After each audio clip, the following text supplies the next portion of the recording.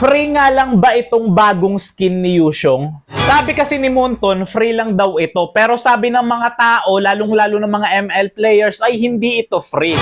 Dahil kinakailangan mo magpagod, mag-effort, at maraming gagawin at kinakailangan maghintay upang makuha ito. Maging ako naguguluhan rin kung free ba talaga ito o hindi. Kasi kung free, di ba dapat wala kang gagawin, ibibigay lang sa'yo. Pero parang totoong free din kasi nga wala ka namang gagastusin, wala kang ilalabas na pera, kaya parang free lang din naman. So medyo naguguluhan ako ngayon kung free ba talaga ito.